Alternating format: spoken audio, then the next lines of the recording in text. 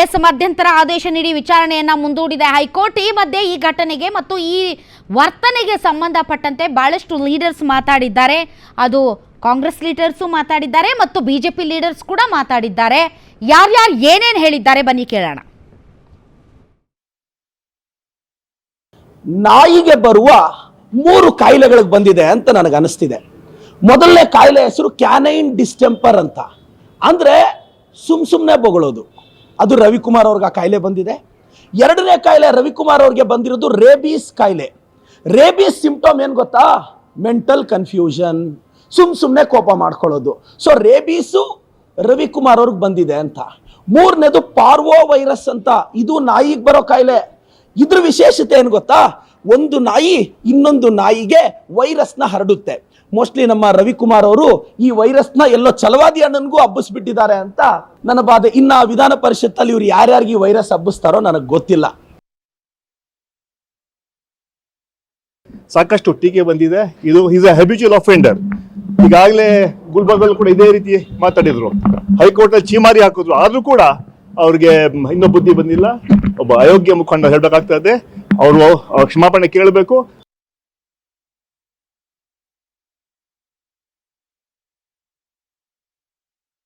ನಾನಾಗಿರ್ಬೋದು, CT Ravi ಆಗಿರ್ಬೋದು, ಸುನಿಲ್ ಕುಮಾರ್ ಆಗಿರ್ಬೋದು, ಅಶೋಕ್ ಅವರಾಗಿರ್ಬೋದು, ವಿಜೇಂದ್ರ ಅವರಾಗಿರ್ಬೋದು, ರವಿಕುಮಾರ್ ಆಗಿರ್ಬೋದು, ಇವರೆಲ್ಲ BJPಯಲ್ಲಿ ನೇರವಾಗಿ ಮಾತಾಡ್ತಕ್ಕಂಥದ್ದು. ಅಗ್ರೆಸಿವ್ ಲೀಡರ್ಸ್ ಅಂತ ಅನ್ನೋ ಕಾರಣದಿಂದ ಟಾರ್ಗೆಟ್ ಮಾಡೋದು ನಿಮ್ಮ ಉದ್ದೇಶ ಇದೆ, ನೀವು ಮಾಡ್ರಿ.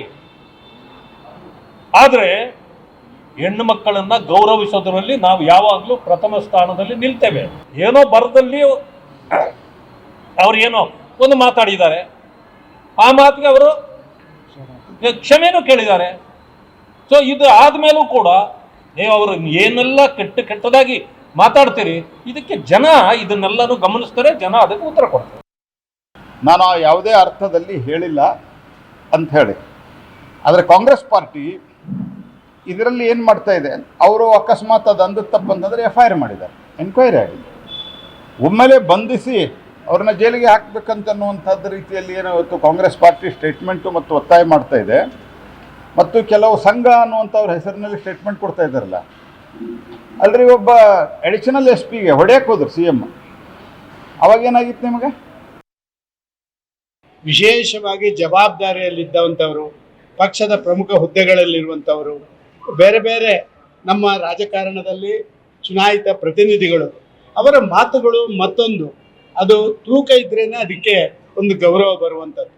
ಒಟ್ಟು ಏನೋ ಮಾತಾಡಬೇಕು ಅಂತ ಮಾತಾಡಿದರೆ ಅಲ್ಲಲ್ಲಿ ತೊಂದರೆಗಳಾಗ್ತವೆ. ನಾವು 2-3 ಸರಿ ಅನುಭವಿಸಿದ್ದೀವಿ. ಇತ್ತೀಚೆಗೆ ಭಾರತೀಯ ಜನತಾ ಪಾರ್ಟಿಯ ಪ್ರಮುಖ ನೇತಾರರ ಒಂದಷ್ಟು ಮಾತುಗಳಿಂದ ಗೊಂದಲ ಆಗಿದ್ದನ್ನು ನಾವು ಕಂಡಿದ್ದೇವೆ. ಓಕೆ, ಭಾಳಷ್ಟು BJP ಲೀಡರ್ಸ್ ಮಾತುಗಳನ್ನು ಕೇಳಿಸ್ಕೊಳ್ತಾ ಇದ್ದೆ. ಥ್ಯಾಂಕ್ ಗಾಡ್ ಯಾವ BJP ಮಹಿಳಾ ಲೀಡರ್ಸ್ ಮಾತಾಡಿಲ್ಲ ಈ ವಿಚಾರದಲ್ಲಿ. ಇಲ್ಲದೆ ಇದ್ದರೆ ಇಡೀ ರಾಜ್ಯದ ಮಹಿಳೆಯರು ತಿರುಗಿ ಬಿದ್ದಿರೋರು. ಇವರು ಪುರುಷ ರಾಜಕಾರಣಿಗಳು, ಹೀಗಾಗಿ ಇವರ ಮೈಂಡ್ಸೆಟ್ಟು ಕೂಡ ಹಾಗೇ ಇರುತ್ತೆ. ಕಾನೂನಿನ ಪ್ರಕಾರ ಇವರು ಮಾತನಾಡಿರುವ ಈ ಮಾತು ಕಾನೂನಿನ ಅಡಿಯಲ್ಲಿ ಸರಿನೋ ತಪ್ಪೋ ಅಥವಾ ಅದು ಅಸಂಸದೀಯನೋ ಸಂಸದೀಯನೋ ಅನ್ನುವ ವಿಚಾರದಲ್ಲಿ ಇವರ ಹೇಳಿಕೆಗಳಿದೆ ಹೊರತು ಒಂದು ಮಹಿಳೆಯ ದೃಷ್ಟಿಯಿಂದ, ಮಹಿಳೆಯ ಮಾನ ಘನತೆ ಗೌರವದ ದೃಷ್ಟಿಯಿಂದ ಯಾವೊಬ್ಬ ನಾಯಕರು ಮಾತನಾಡದೇ ಇರೋದು. ಇವರು ಮಹಿಳೆಯರ ಪರ ರೂಲ್ಸ್ ಮಾಡೋರು ಇವರು.